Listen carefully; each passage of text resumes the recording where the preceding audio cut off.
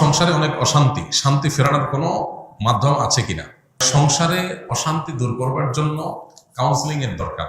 স্বামী স্ত্রীর মধ্যে বা বউ শাশুড়ির মধ্যে সাথে কার অশান্তি হচ্ছে, এই বিষয়গুলো নিজেদের মধ্যে ঝগড়া বাড়ানোর জন্য, সমস্যাগুলো দূর করার জন্য নানাবিধ কাউন্সিলিং এর উদ্যোগ হওয়া উচিত।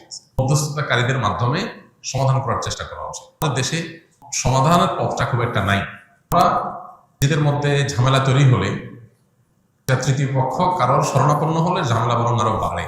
এই বিষয়ে যারা এক্সপার্ট আছেন, যারা মনোমালিন্য, দ্বন্দ্ব, কলহ এগুলো দূর করার জন্য অভিজ্ঞ, শরণাপন্ন হয়ে কাউন্সিলিং দরকার।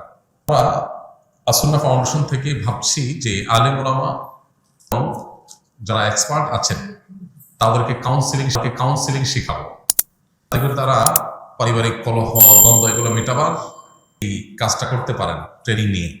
তো পারিবারিক দ্বন্দ্ব মেটাবার জন্য এই ধরনের কাউন্সিলিং এর শরণাপন্ন হতে পারেন। আমাদের ফাউন্ডেশনের অফিস টাইমে গেলে ওলামা ইকরাম আছেন, তারা কাউন্সিলিং এর কাজটা করেন, প্রয়োজন হয় সেই সার্ভিস নিতে পারেন।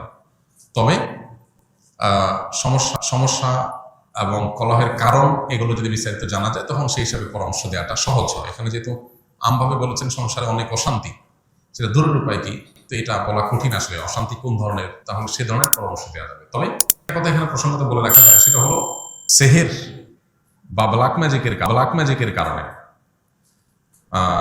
জিনের উপদ্রবের কারণে ঘরে ঘরে এখন স্বামী স্ত্রীর মধ্যে দাম্পত্য কলহ বেড়েছে প্রচুর পরিমাণ।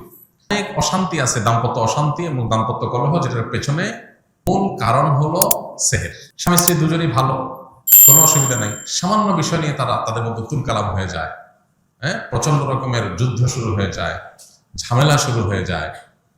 তো এই যে এই সমস্যাগুলো তৈরির পেছনে বড় ভূমিকা থাকে সেহেরের, ব্ল্যাক ম্যাজিকের।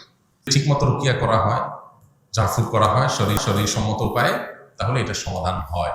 এই জন্য এই ধরনের সমস্যা, এরকম কোনো স্পিরিচুয়াল সমস্যা আছে কিনা এটা বের করা দরকার। এটার জন্য কোনো রাখি দিয়ে রুকিয়া করা যেতে পারে পাশাপাশি।